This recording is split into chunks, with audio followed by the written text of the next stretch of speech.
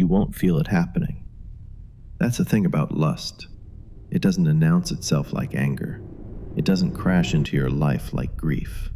It creeps, quietly, one click at a time, until one day you realize you can't feel anything real anymore. And by then, the damage is already done. This is what lust actually does to your brain. Not opinions, not religion, neuroscience. Your brain runs on a chemical called dopamine. It's the molecule behind motivation, the thing that makes you want to chase goals, build something, connect with another person. Every time you accomplish something meaningful, your brain releases it as a reward. But here's what pornography does.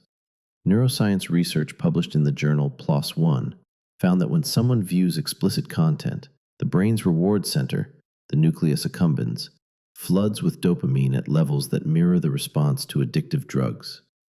The brain is being hijacked by what scientists call a supernormal stimulus, something so artificially intense that natural experiences can't compete with it anymore. And then tolerance kicks in. Just like a drug addict needs a higher dose to feel the same high, the brain begins demanding more extreme, more novel, more frequent, just to feel normal. A Cambridge University neuroimaging study found that compulsive users showed the same brain activity patterns as drug addicts, heightened craving, but diminished actual pleasure. They wanted it more, but enjoyed it less.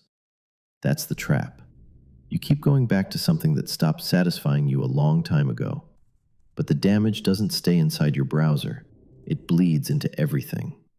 Researchers have documented a sharp increase in erectile dysfunction among men under 40, a problem that was almost unheard of a generation ago.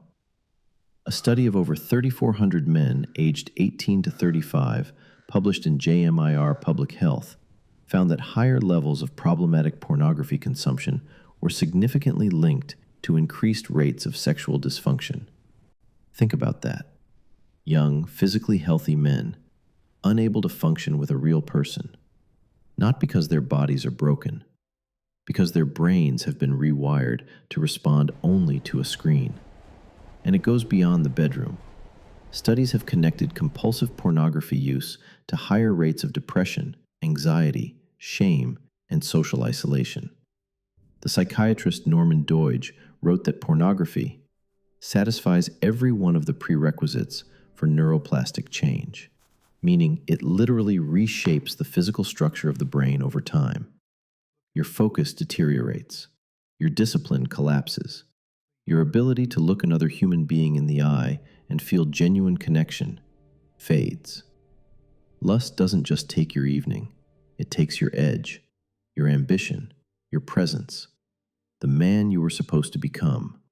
3,000 years ago, Solomon, a king who had access to every pleasure imaginable, wrote these words in Proverbs. Can a man carry fire in his lap and his clothes not be burned? He wasn't being poetic. He was describing a psychological law.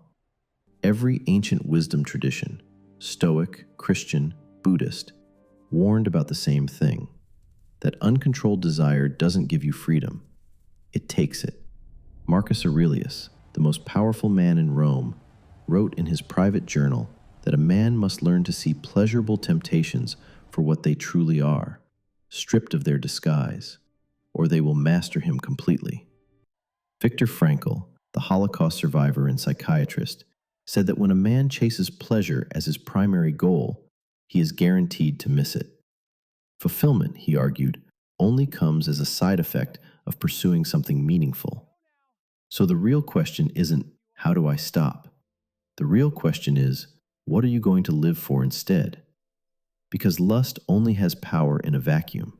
It thrives where purpose is absent. Fill your life with something worth suffering for, and the grip loosens. The brain that was rewired can be rewired again.